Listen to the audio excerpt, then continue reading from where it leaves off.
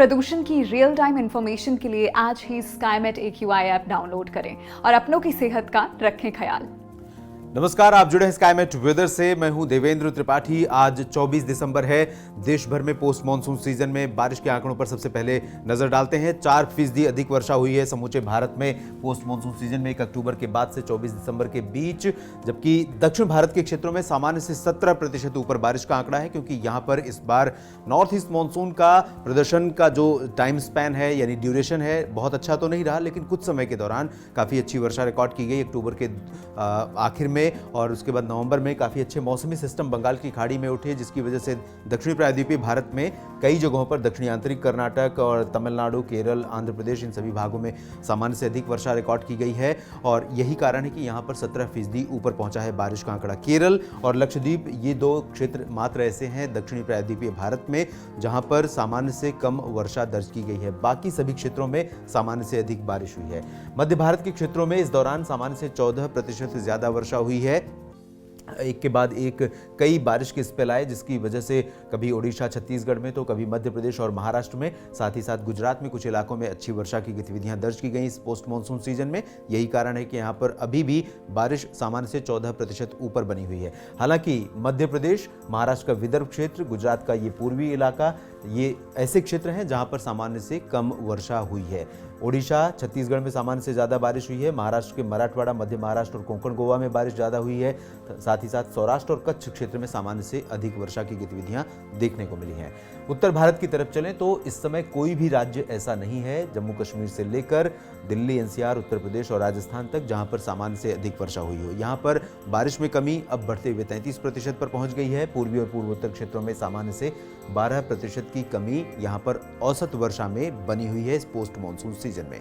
अब संभावित मौसमी स्थितियों की बात करें, यानी आने वाले दिनों में बारिश की संभावनाओं की चर्चा करें, तो शुरुआत उत्तर भारत से करेंगे। एक WD जो कि इस समय ईरान से भी पीछे है, धीरे धीरे आगे बढ़ रहा है और ये उत्तरी अफगानिस्तान तथा पाकिस्तान को पार करते हुए 26 दिसंबर के आसपास जम्मू कश्मीर के ऊपर पहुंचेगा। और इस सिस्टम के चलते हम उम्मीद कर सकते हैं कि कुछ स्थानों पर बारिश की गतिविधियां हमें देखने को मिलेंगी। साथ ही साथ जो मैदानी इलाके हैं, इन भागों के मौसम में भी तब्दीली आएगी, लेकिन बारिश की संभावना मैदानी क्षेत्रों में सिर्फ तराई वाले इलाकों में है। पंजाब, हरियाणा और पश्चिमी उत्तर प्रदेश के भागों में, इन भागों में भी ज्यादा प्रोबेबिलिटी नहीं है। बारिश हल्की होगी, आंशिक बादल छा सकते हैं और पहाड़ों पर जम्मू कश्मीर, गिलगित बाल्तिस्तान, मुजफ्फराबाद से लेकर लद्दाख, हिमाचल और उत्तराखंड में कुछ स्थानों पर 26 और 27 दिसंबर को हल्की से मध्यम वर्षा होने की संभावना है। ऊंचाई वाले क्षेत्रों में बर्फबारी भी इस दौरान हो सकती है। मैदानी भागों में इस समय पश्चिमी तथा उत्तर पश्चिमी हवाएं काफी प्रभावी हैं, जिसमें उत्तर प्रदेश, बिहार प्रभावित हो रहे हैं।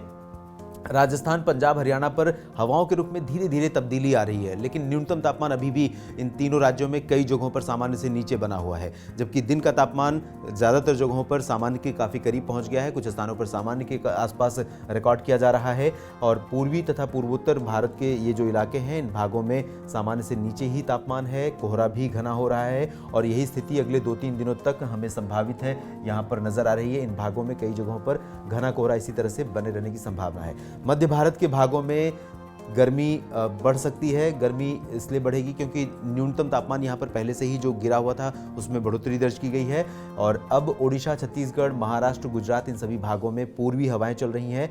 इसके चलते, इन पूर्वी हवाओं के चलते, जिनमें नमी ज़्यादा है और ये हवाएं आमतौर पर गर्म होती हैं उत्तरी हवाओं की अपेक्षाकृत, जिसकी वजह से यहाँ पर तापमान में बढ़ोतरी दर्ज की जा सकती है। दिन और रात दोनों तापमान में बढ़ोतरी दर्ज की जाएगी।